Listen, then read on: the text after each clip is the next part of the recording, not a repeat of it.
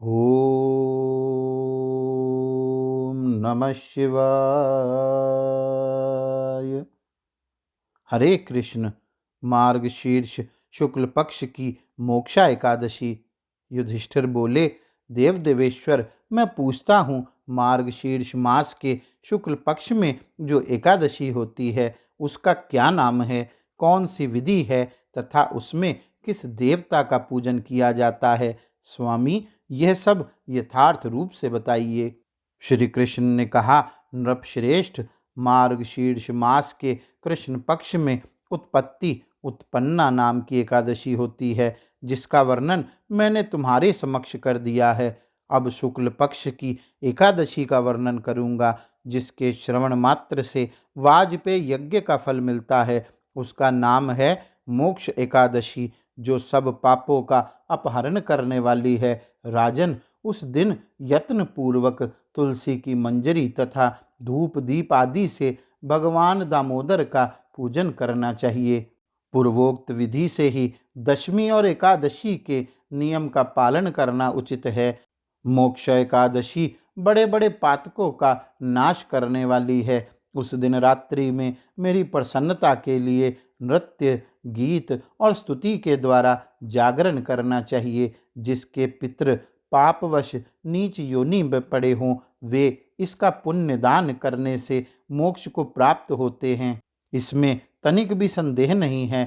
पूर्व काल की बात है, वैष्णवों से विभूषित परम रमणीय चंपक नगर में वैखानस नामक राजा रहते थे। वे अपनी प्रजा का पुत्र की भांति पालन करते थे। इस प्रकार राज्य करते हुए राजा ने एक दिन रात को स्वप्न में अपने पितरों को नीच योनि में पड़ा हुआ देखा।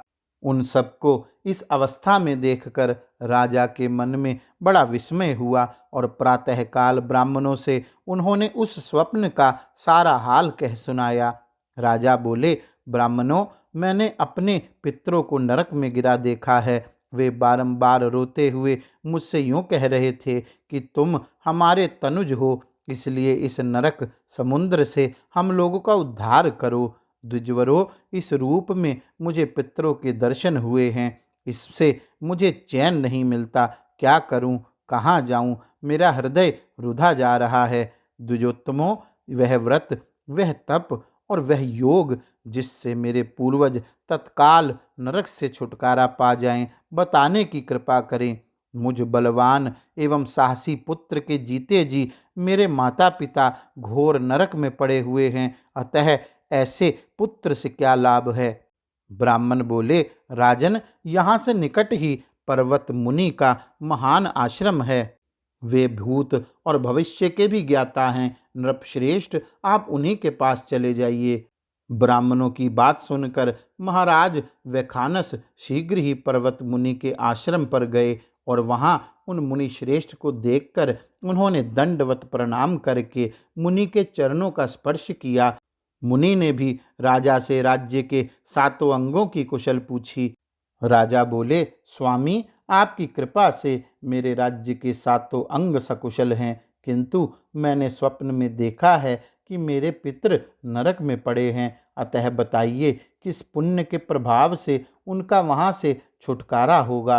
राजा की यह बात सुनकर मुनि श्रेष्ठ पर्वत एक मुहूर्त तक ध्यानस्थ रहे। इसके बाद वे राजा से बोले, महाराज, मार्गशीर्ष मास के शुक्ल पक्ष में जो मोक्ष नाम की एकादशी होती है, तुम सब लोग उसका व्रत करो और उसका पुण्य पितरों को दे डालो। उस पुण्य के प्रभाव से उनका नरक से उद्धार हो जाएगा। भगवान श्री कृष्ण कहते हैं, युधिष्ठिर, मुनि की यह बात सुनकर राजा पुनः अपने घर लौट आए। जब उत्तम मार्गशीर्ष मास आया, तब राजा वैखानस ने मुनि के कथनानुसार मोक्ष एकादशी का व्रत करके उसका पुण्य समस्त पितरों सहित पिता को दे दिया।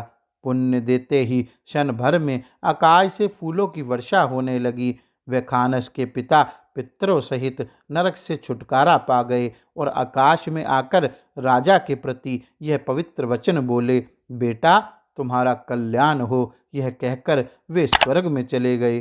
राजन, जो इस प्रकार कल्याणमयी मोक्ष एकादशी का व्रत करता है उसके पाप नष्ट हो जाते हैं और मरने के बाद वह मोक्ष प्राप्त कर लेता है। यह मोक्ष देने वाली मोक्ष एकादशी मनुष्यों के लिए चिंतामणि के समान समस्त कामनाओं को पूर्ण करने वाली है। इस महात्म्य के पढ़ने और सुनने से वाजपेय यज्ञ का फल मिलता है। जय श्री कृष्ण। ओम नमः शिवाय।